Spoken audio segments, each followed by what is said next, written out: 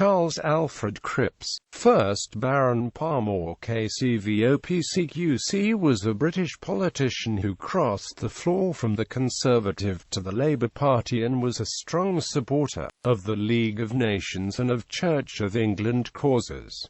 Family and early career. Cripps was the third son of Henry William Cripps, a wealthy barrister and Queen's Counsel from Berkshire. He attended Winchester College and New College, Oxford, both on scholarships, and won 4 first classes at Oxford. At the end of his undergraduate years he was awarded a fellowship at St John's College, Oxford, which he held for 6 years. He was called to the bar in 1877 and went into practice as a barrister. He became a Queen's Counsel in 1890 and a bencher of the Middle Temple in 1893. He was appointed as Attorney General to the Prince of Wales in 1895, an appointment he retained for 2 further princes until 1914. His personal service to the royal family was rewarded in 1908 with the KCVO Parliament. Cripps later claimed to have been a supporter of the Liberal Party, but in deference to his die-hard Conservative father, he declined to get involved in politics. However, he sided with the Unionists over the issue of Home Rule for Ireland and was elected as a Unionist to Parliament for Stroud in 1895, where he was a member of the South Africa Commission.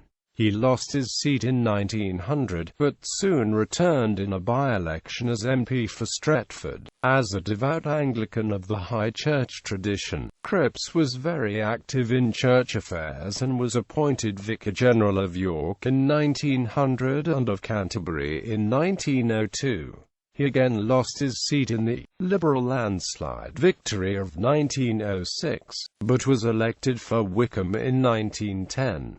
He received a peerage from the Liberal government in 1914 and took the title Baron Parmoor of Freeth in the county of Buckingham from the family estate. During World War I, he headed a committee determining compensation for damage caused by German air raids. Although not a judge, he was specially appointed to the Privy Council and to its Judicial Committee, and was among the members of it which ruled on the case of the Zamora concerning the owner's rights on requisition of a neutral cargo ship, which he later considered. When sitting as a member of the Judicial Committee of the House of Lords on the government's appeal concerning an owner's entitlement to compensation for requisition of a London hotel, in the case of A.G.V. de Keys's Royal Hotel Limited.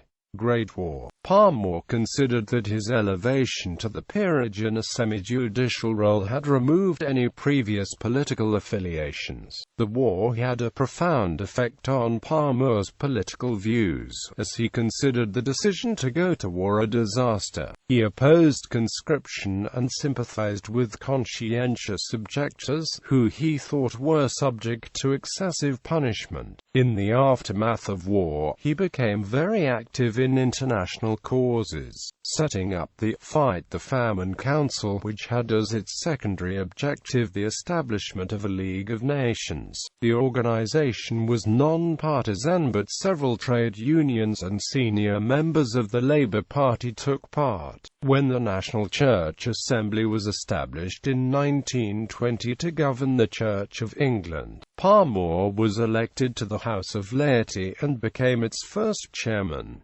Labour Party. Parmoor approved of the Statement on Peace in the Labour Party's 1923 election manifesto. After the election, with a Labour government in prospect, he received a letter from Ramsay MacDonald inviting him to join it. Parmoor wrote that he should rejoice in the formation of a Labour government under your leadership. He was made Lord President of the Council and joint leader of the House of Lords with Viscount Haldane. With the difficult difficult job of piloting government legislation through a House in which it had minimal support. Although the government lost practically every vote, Parmoor was able to persuade the opposition that they would lose support by wrecking the whole legislative program. MacDonald, who was serving as his own foreign secretary, also chose Parmoor as British representative to the Council of the League of Nations, and to its assembly in September 1924. After the end of the Labour government, Parmoor remained active in the House of Lords, and when Haldane died in 1928, was elected leader of the Labour peers. He served again as Lord President of the Council with special responsibility for League of Nations affairs in the second Labour government of 1929 to 1931. Despite his advanced age of 76 at reappointment, he remained with the Labour Party when MacDonald formed the national government in August 1931, disapproving of MacDonald's actions on constitutional grounds,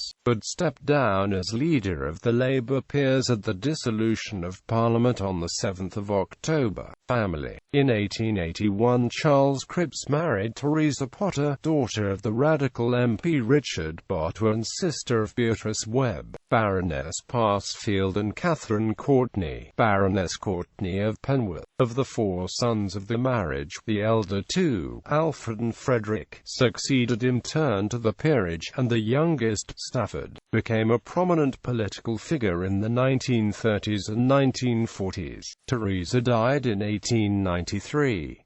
In 1919, Lord Parmoor married Marion Ellis. There were no children of the marriage. Lord Parmoor died in June 1941, aged 88. His second wife died in July 1952.